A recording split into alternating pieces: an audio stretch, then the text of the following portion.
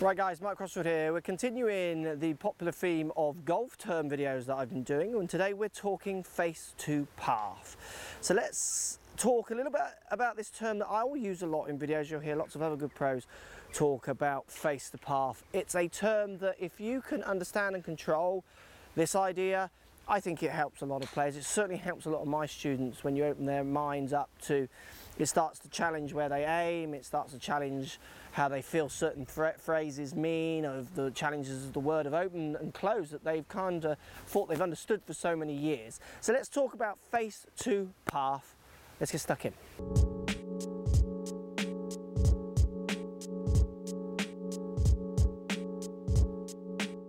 Right guys, face to path. So what that means is where the face points, so when you strike the ball, so as you come down and hit the ball, boom, as you hit, where is your face pointing in relationship to where the chunk of metal, so the hunk of head, is traveling. So if the club head is traveling, so the big chunk of metal is traveling 10 degrees left, so let's say it's traveling 10 degrees left of a zero line, which is my ball to target line.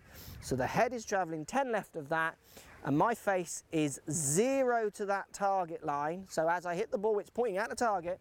My face on that scenario is 10 degrees open to my path.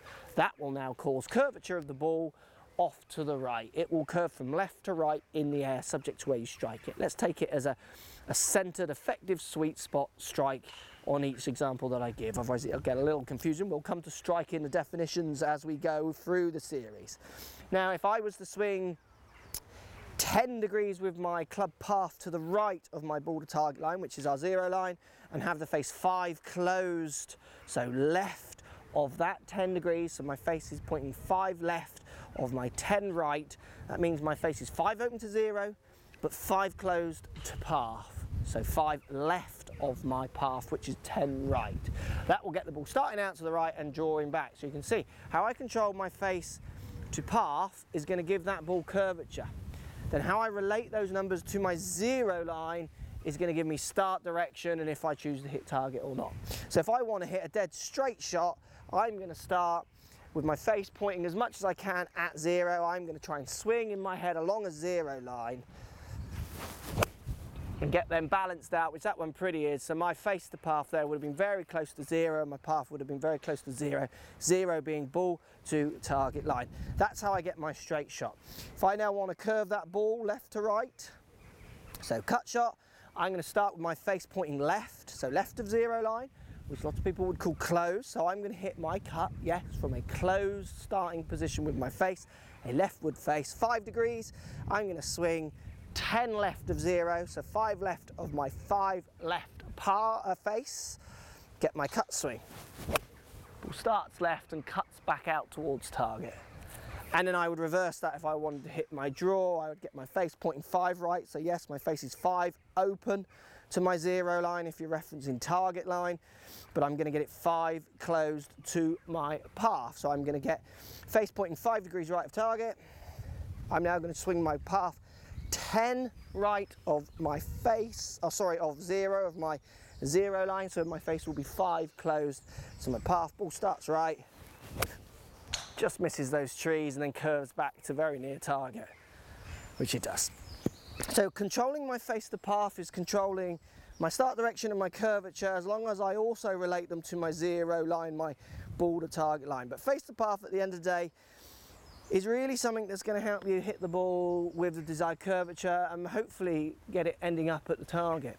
Now this is why I struggle with words like open and closed as the club is in its swing, because face to path is referencing impact. So if you imagine I swing the club back to this first parallel and I twist that club that way, which lots of people would call closed, that face is actually, if we wanted to relate it to a path it's travelling on at this point, is still pointing right of my path, and it's still pointing very much right of my initial 0 line. So in effect that face could still be open to a path if you wanted it to be. So calling that closed doesn't really make much sense to me. It's more twisted. I could deliver that face 5 right, I could deliver it 5 left, and I could deliver it at 0. It's nothing yet, it's just moving around my body. I might have added twists, that will certainly compromise loft, but we'll come to that in another video. What it isn't doing is it's not particularly closed. I just don't get why that's closed. There are 3 ways to close a face to a 0 line down here. One compromises loft, one doesn't, and you can use lie as well. So I can twist the face around this axis, I can pull the handle back, or I can change the angle of the lie of the club to manipulate the face. That's a different video, we'll come back to that. But certainly face the path is referenced at impact. It's not referenced at these points by certainly any of the launch modelers, and I will try never to really reference it at that point. Face the path is me delivering the club to the ball, to my 0 line in relationship to the path my club is travelling on. So I'm going to finish here on a 0 face, 0 path, which is nowhere near optimum. That ball's going pretty dead straight. The wind's just buffering slightly down to right, pretty straight. That's not optimum, that's just numbers I quite like to hit the ball with, but people often think the 0 numbers are the optimum ones. There are only functional numbers, peoples. There are no optimum. They are person, player specific. Face the path, where the face is pointing in relation to the path the club is travelling on as you strike the ball. Key number that I would use in teaching all the time, which is why I'd measure it with GC2 and my HMT attachment, which you can't see down there, which I normally use, and try and work out why the player are getting the curvature they're getting. Once we've taken strike into account, we will talk about striking in these golf terms a bit more as well. Face the path, let me know if that makes sense. Post comments down below, I would love to hear. Thanks for watching, plenty more of these coming. Speak to you soon. Thanks for watching.